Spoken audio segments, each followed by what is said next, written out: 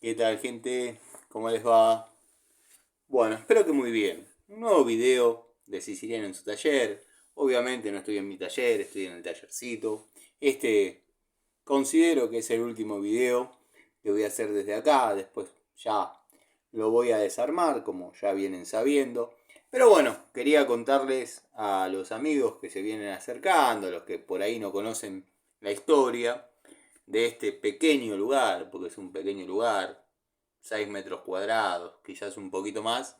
Eh, bueno, para los amigos como Gastón Montenegro, Adriano Traque, el querido amigo Miguel, el querido Gregorio, son historias ya conocidas, querido Manuel, son historias ya conocidas, pero bueno, hay otros amigos que por ahí no entienden o no interpretan cómo viene el tema de los talleres. Y si bien yo tengo mi taller, que no tiene nada que ver con esto, eh, bueno, este es un pequeño reducto que hay en La Ponderosa. La Ponderosa es la casa de infancia donde me crié hasta los 12 años y 10 meses. O sea, me faltaban 2 meses para cumplir 13. Yo cumplo en febrero, me fui en diciembre, después de llegar de la fiesta de séptimo grado, me acuerdo. Por problemas con mi padre, ya todos conocen más o menos esa historia. Pero bueno, previo a eso, como yo siempre fui un entusiasta de las cuestiones técnicas, de poner en marcha motores, en fin, de andar tocando cosas que él quizás pensaba que en mi vida iba a poder resolver o poner en marcha. Sé que quizás el amigo Larry Gato Tools podría ser un fanático de Antonio, un seguidor, un admirador, pero bueno, eh, la verdad que ya no me hace mella lo que Antonio pueda haber pensado o creído de mí, dado que se murió sin saber cambiar una térmica. Tendría otros conocimientos que quizás a mí o no me entraban en la cabeza o no me interesaban aprenderlos o eran méritos de él. Yo nunca pude ser un buen chapista ni un buen carpintero. Él manejaba muy bien cualquiera de esos dos oficios. La carpintería la hacía como hobby. De hecho, la Ponderosa tiene machimbre por todos lados, en fin. Los muebles son todos de madera, hechas por él. Pero muy buen chapista, chapista automotriz. Yo nunca pude enderezar nada. Todo lo que pude enderezar en forma personal, ya para mí, obviamente. No me voy a poner a enderezar el auto de un cliente porque sería para problemas. Pero creo que era mejor dejarlo chocado. Por suerte tuve la posibilidad de acceder a talleres chapistas, el taller de mi tío Pepe, en fin. En mis autos que he ido comprando a lo largo de mi vida, mi adolescencia, mientras vivía mi tío, me los hacía a él. Después, bueno, me vinculé con buenos chapistas, no tenía necesidad de aprender ese oficio. Pero al margen, este lugar me lo había cedido a mí con la condición de que no entre a su taller. Básicamente era así. Eh, claro, él pensaba, va a desarmar la bicicleta, va a jugar a la bolita, vaya a saber qué. Pero bueno, me dio cierta libertad de acción, mientras la premisa era no tocar nada de su taller, ni tampoco entrar. Pero bueno, tenía un lugar, ya podía hacer más o menos dentro de los parámetros lo que quería. Lo que me faltaban eran herramientas. Yo siempre cuento la historia que por ahí para desarmar algo se la tenía que sacar en algún momento que él esté trabajando y se distraiga y después de utilizarla, obviamente, devolvérsela o tirarla en cualquier lugar que podía haber aparecido después de un uso, por ejemplo. Eh, bueno, quizás no tardó en darse cuenta de su maniobra, de esa maniobra, entonces el tipo ya tenía un poco más de cuidado, si dejaba la llave, si no dejaba la llave, en fin. Ahí es cuando consideré que tenía que empezar a comprar herramientas, que tenía que empezar a armarme de algunas cosas, pero como tenía algunos amigos de aquella época y ya estábamos empezando a interiorizarnos de lo que era la mecánica de motos, desarmábamos sin tener demasiado conocimiento, más bien no teniendo ningún conocimiento, pero escuchábamos, leíamos, teníamos algún concepto sobre lo que era bajar una tapa de cilindro, eh, relación de compresión. Aprendimos a hacer cálculos. Estaba muy de moda limar los cilindros de dos tiempos. Bueno, me he cansado de ver chicos, muchachos que ahora tienen mi edad, muchachos grandes ya. Pero bueno, arrancamos juntos sin demasiada preparación, obviamente el autodidacta que pudo ser uno, y un poco de lectura, y buscarle la vuelta. Siempre era tratar de lograr el mejor potencial dentro de lo estándar. Después, bueno, como dije, estaba la moda de limar los motores dos tiempos. Antes los motores dos tiempos eran queridos, no eran una mala palabra como ahora, por el tema de la contaminación y bla bla, que la verdad que yo no creo que contamine tanto, pero bueno, era otra mecánica, había que saber. Pero fuimos una generación de chicos, de amigos de acá del barrio, que por ahí tenían herramientas, yo los conocimientos, el lugar, y medio que nos ingeniábamos como para hacer una pequeña intersección y bueno, nada, lograr que las motitos o las motos dieran un poco más de rendimiento en base a, bueno, lima, lija, agrandar determinadas cosas, mover el punto hacia un lado, hacia el otro, pero todo de oído y de mucho análisis y de mucho preguntar a gente ya experimentada y que por ahí nos den un dato, ese dato quizás no era del todo fiel. Muchos mecánicos de aquella época nos decían la posta, si total pensaban que nunca lo íbamos a lograr. Incluso vendían repuestos, así que les convenía que nosotros metamos mano. Eh, Acá en este pequeño lugar he desarmado no menos de 60 ciclomotores en aquella época, los he vuelto a armar, se han ido funcionando, porque de esto puede dar fe mi amigo Nico Scarone, era mi oficio de adolescente, de preadolescente, reparar ciclomotores.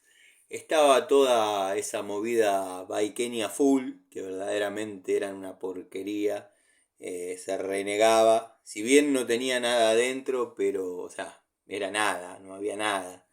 Eh, Cuando se rompían era tirarlo y comprar otro. Pero bueno, siempre que se trató de ciclomotores me gustó trabajar, como ya todos saben, con Morini y Minarelli, siendo fanático de Minarelli, más precisamente de lo que es Zanella. Siempre me gustó, y lo citó el amigo Larry Gato Tools, Gustavo Morea. Tuve la suerte de conocer a Gustavo Morea en una visita a la fábrica Zanella, ya no digo en el ocaso, pero se empezaban a venir las motos cuatro tiempos chinas, y bueno, le tenían que dar una vuelta de rosca a lo que era el ciclomotorcito Zanella, y Gustavo Morea con el mismo cuadro logró de una motito de 2 caballos llegar a una motito de 3 caballitos y medio, y creo que la Sol, la última Sol, llegó a 5 caballos y medio, que era un montón, un montón. Espero no equivocarme en ese dato, pero la potencia era terrible que tenía la Zanelita Sol. Pero claro, en esa época del país no convenía fabricar esa motito porque o ese ciclomotor, porque los costos obviamente iban a ser muy, muy elevados y nada, la importación estaba abierta, empezaban a venir las motitos cuatro tiempos chinas y bueno, salieron, del mercado. Lo que fue la fábrica Zanela, después entró en convocatoria de acreedores, creo, se desarmó. Yo tuve la suerte de ir con el industrial en una de esas visitas eh, a empresas de industria nacional. Bueno, Inafor ya había cerrado en el 92 y fuimos. Y verdaderamente eran artesanos, mecánicos artesanos, todo era ajustado a mano.